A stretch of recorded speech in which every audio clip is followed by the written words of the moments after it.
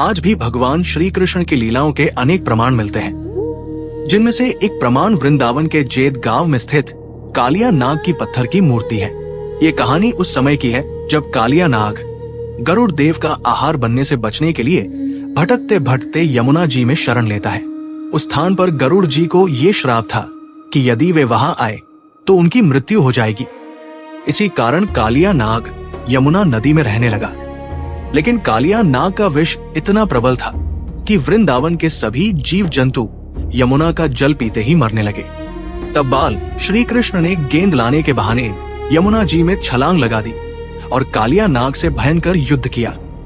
अंततः भगवान श्री कृष्ण ने कालिया नाग के फनों पर नृत्य किया और उसे चेतावनी दी कि वो यमुना जी को छोड़कर तुरंत चला जाए। साथ ही ये भी कहा कि यदि उसने पीछे मुड़कर देखा तो वो पत्थर का बन जाएगा। ये सुनकर कालिया नाग अपने परिवार सहित वहां से चला गया।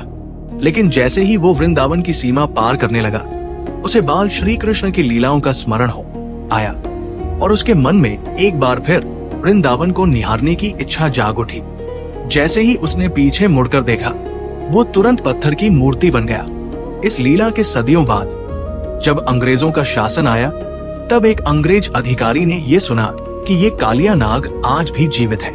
ये सुनकर वो अपने साथियों के साथ हंसने लगा और उस मूर्ति की खुदाई करवाने लगा। लेकिन खुदाई के दौरान उसका कोई अंत नहीं मिला, क्योंकि मान्यता है कि कालिया नाग का शरीर वृंदावन से जेत गांव तक धरती के भीतर फैला हुआ है। जब अंग्रेजों को उसकी थाह नहीं मिली तो उन्होंने उस पत्थर की मूर्ति पर गोलियां चला दी। तभी उस मूर्ति से खून की धार बहने लगी। ये दृश्य देखकर वे सभी भयभीत हो गए और वहां से भाग खड़े हुए। आज भी कालिया नाग की वो पत्थर की मूर्ति उसी स्थान पर विद्यमान है और भगवान श्री कृष्ण की दिव्य लीलाओं की साक्षी बनी हुई है। कमेंट में जय श्री कृष्ण अवश्य लिखें।